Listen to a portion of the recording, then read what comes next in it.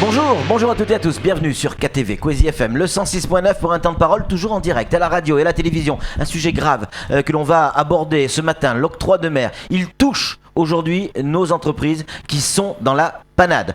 Vous le voyez, la une de France Mayotte Matin, IBS et ETPC fermés aujourd'hui et demain. Et ça pourrait durer. En cause, l'octroi de mer, on vient de le dire. Pour en parler, le patron des patrons ici à Mayotte, Thierry Gallarme, président du MEDEF. Bonjour. Bonjour Patrick. Merci d'avoir accepté notre invitation. Même si la presse en a parlé il y a déjà des mois, etc., on a l'impression que les chefs d'entreprise découvrent l'ampleur du phénomène aujourd'hui. Est-ce que c'est pas trop tard pour réagir ? Il n'est jamais trop tard pour agir. Le problème, il est là. Le Conseil général a pris une décision en catimini aux alentours du 15 décembre. On sait bien que c'est une période où beaucoup de gens sont en vacances, reprennent le 10 janvier. Et effectivement, les chefs d'entreprise ont pris conscience de l'ampleur du problème. Mais vous me parlez des chefs d'entreprise. Mais c'est un problème qui concerne chaque Mahorais individuellement. Vous me parlez de guerre civile à propos de l'immigration. Mais on est au bord de la guerre civile avec ce problème d'octroi de mer. Vous êtes d'accord avec ce que dit Mansour Kamardine ? Non, pas du tout. Premièrement, Sauf que vous dites la même chose. Premièrement, parce que le président du MEDEF ne fait pas de politique. Deuxièmement, parce que là, ce qui est en jeu aujourd'hui, c'est que les Mahorais, quand ils vont chez IBS, quand ils vont chez ETPC, quand on leur dit que c'est 30% plus cher, ils n'achètent pas. Ils sont au bord de se révolter. La décision de mes collègues patrons d'IBS et de TPC de fermer leur établissement, c'est tout simplement parce que les Mahorais sont en colère de voir ces prix qu'on leur demande. Il y a quelques semaines, j'étais sur les ondes, sur un plateau télévisé de votre seul et unique confrère, où je parlais de la révolution de 1789, où j'expliquais que finalement, qu'est-ce que le colonialisme par ailleurs ? C'est l'accaparation des richesses d'une population par une minorité d'individus. Aujourd'hui, c'est ce qui se passe à Mayotte. Vous avez une minorité d'individus qui sont les élus mahorais, qui s'accaparent les richesses de la population. Parce que aujourd'hui, l'octroi de mer est un vaste sujet. Le MEDEF se réunit vendredi pour parler de tous les dossiers. Sous les feux de l'actualité, on a le sujet des médicaments. Avec les pharmacies, effectivement. Les pharmacies sont fermées. Pourquoi ? Parce qu'on passe le taux d'octroi de mer de 5 à 10% sur les médicaments. Vous trouvez ça normal ? Sachant que le taux en gros, le bénéfice que fait un pharmacien à la fin de l'année, c'est 2%. Eh ben, il va être en perte. Pourquoi ? Parce qu'en plus, la caisse, on a des lois en France qui réglementent le prix des médicaments. En même temps, il va bien falloir résorber le déficit du conseil départemental. Il est quasiment à 50 millions. Il va falloir trouver de l'argent quelque part. Écoutez, Patrick, on va être très clair. Il y a des économies à faire au conseil général. Au conseil départemental. On peut peut-être éviter certains voyages à Madagascar, on peut peut-être éviter certains voyages à Paris. Prenez un exemple. Ça fait 50 millions tout ça ? On a pris un cabinet. Non mais je vais vous donner un exemple. On prend un cabinet sur l'octroi de mer. J'ai rencontré le président du conseil départemental, il m'a dit « Donnez-moi vos conclusions avant le 15 février parce que je vois mon cabinet conseil à Paris. » C'est quand même extraordinaire. Il y a des cabinets conseils adhérents au MEDEF ou à la CGPME qui sont capables de faire ce travail. On marche sur la tête.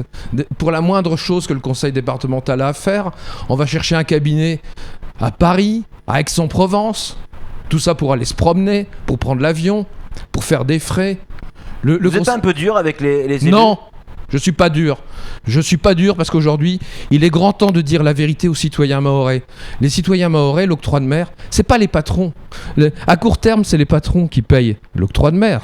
Mais c'est répercuté sur à long terme, c'est les citoyens mahorais. L'octroi de mer, il inclut par exemple, vous savez tous les produits du bouclier qualité-prix. Vous savez, les mabawa, le riz, l'huile, les sardines, tout ça c'est frappé. On se moque de qui ? Nos élus mahorais se moquent des citoyens mahorais. Je suis désolé, mais il faut changer. Il faut changer tout ça. Changer quoi ? Il faut changer le logiciel. Il faut changer. Parfaitement, Patrick. Ou la mentalité. Il faut changer, les élus, de leur façon de travailler. Aujourd'hui, l'actualité, je vais y revenir, c'est le BTP. Ouais. J'étais avant-hier au conseil d'administration de la FMBTP, la Fédération mahoraise du bâtiment et des travaux publics, et je serai après-demain à celui du conseil d'administration du MEDEF. Au MEDEF, on va voir l'octroi de mer de tous les produits. Et là, on a fait un focus sur le bâtiment. Le bâtiment, qu'est-ce qui se passe? Et en plus, je me suis procuré les octrois de mer de Guadeloupe, de Martinique, à Réunion. C'est 0 le taux sur tous ces produits. Le sable, les granulats, les parpaings. Vous savez, j'habite à Mayotte depuis 14 ans, Patrick. Je connais très bien les Mahorais. Un Mahorais, quand il a 100 ou 1000 euros de côté, il n'aimait pas la banque. Il va acheter des granulats, des parpaings, pour construire sa maison. C'est la tradition locale de construire sa maison pour sa femme, pour sa fille. Aujourd'hui, effectivement, quand on lui dit que c'est 30% de plus cher qu'hier, alors que personne au conseil départemental n'a expliqué ça à la population, vous imaginez bien, Patrick, qu'ils se sont gardés de le faire. Et bien les Mahorais sont en colère. Thierry Gallarme, qu'est-ce que vous nous faites là? Vous nous faites un plan de com, vous tapez du poing sur la table, vous montez le ton, vous êtes vraiment en colère, ou ça fait partie de la stratégie pour faire réagir le conseil départemental, pardon. C'est un plan de com? Non, c'est pas un plan de com, qu'est-ce que vous voulez que je vous dise? C'est pas de la com.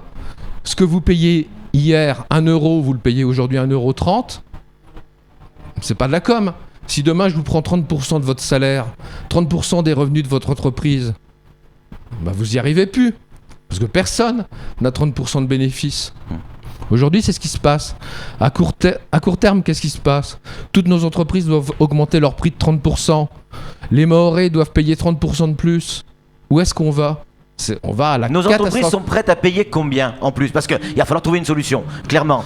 Aujourd'hui, on bascule à 30%, ça veut dire quoi? Vous demandez quoi? Qu'on revienne au principe octroi de mer à la Zaïdani? Aujourd'hui, c'est simple, Patrick. Oui. On va pas... On va pas jouer la Mapouka autour de l'octroi de mer. Ouais. Effectivement, dans un premier temps, on s'est dit, on a joué le jeu de se poser la question quel taux on pourrait monter, quel taux on pourrait baisser. Ouais. Parce que c'est vrai que dans la foire aux conneries, permettez-moi ce mot, là on est servi. On taxe beaucoup plus fort les véhicules non polluants que les véhicules polluants. On taxe les préservatifs. Enfin bref. On demande l'annulation pure et simple de la décision concernant l'octroi de mer. Le 4, le conseil départemental est en séance plénière. Il n'y a pas... C'est-à-dire demain, je crois. Voilà. On leur demande de prendre un vote solennel par lequel ils arrêtent tout. Mais ils ne peuvent pas le faire du jour au lendemain. Si. Et s'ils le font pas, qu'est-ce qui se passe? Il va se passer des choses très très graves, Patrick. Premièrement, c'est pas dans l'ADN d'un chef d'entreprise de fermer son entreprise. Pourtant, les pharmaciens viennent de le faire.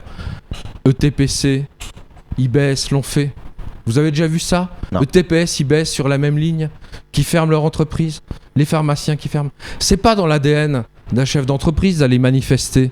Et pourtant, nous avons un appel de la FMBTP à aller manifester le 11 devant les locaux du conseil départemental.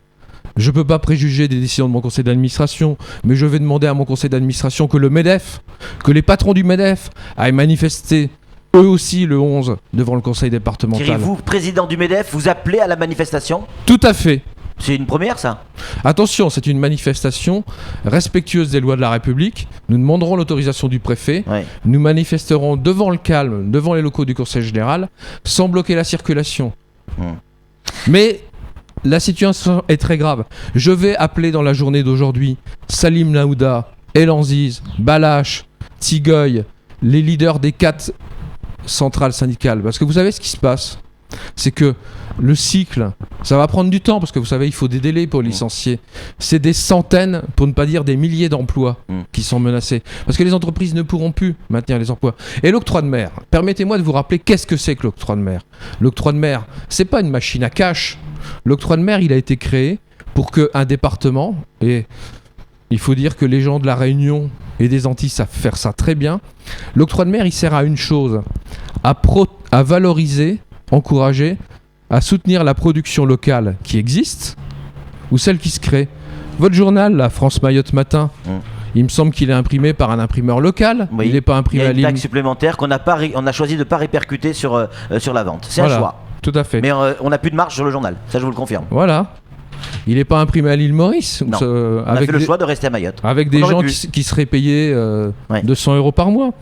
Les gens qui produisent des yaourts, qui produisent des sodas, qui produisent X produits à Mayotte. Le but, donc pour faire simple, parce que sinon, le problème de l'octroi de mer, c'est que soit on en parle d'une façon globale, soit on rentre dans le détail. Et si on rentre dans le détail, on y sera encore pour le JT de 19h. Alors, pour rester global, si vous me permettez de finir, Patrick, le but de l'octroi de mer, c'est que tout en percevant effectivement des recettes fiscales, on favorise la production locale. C'est le but de l'octroi de mer. Or à Mayotte, partout on est à 0% dans les autres DOM, on tape à 30% nos producteurs locaux, on tape à 30% les gens qui créent de l'emploi.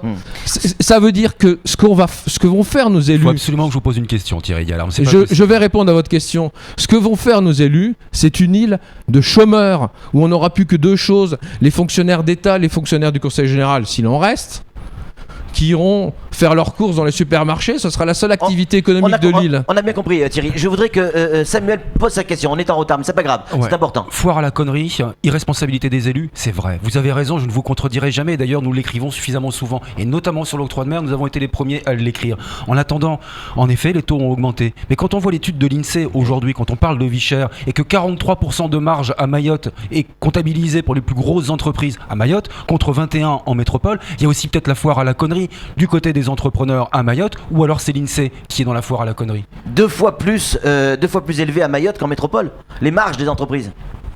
Écoutez, moi, vous savez, l'INSEE, j'ai aucune confiance dans cet organisme qui nous dit que nous sommes 240, 260 000 habitants, alors qu'en réalité, il y en a 400 000. Donc l'INSEE, pour moi, c'est rien. C'est pas sérieux. C'est à l'image de notre administration d'État qui ne fait pas son travail. Eh ben dis donc, vous avez envoyé aujourd'hui Thierry Galarme. Allez, c'est tout pour ce temps de parole. On est très en retard. Merci en tout cas d'avoir répondu à nos questions. Tout de suite, la suite de nos programmes.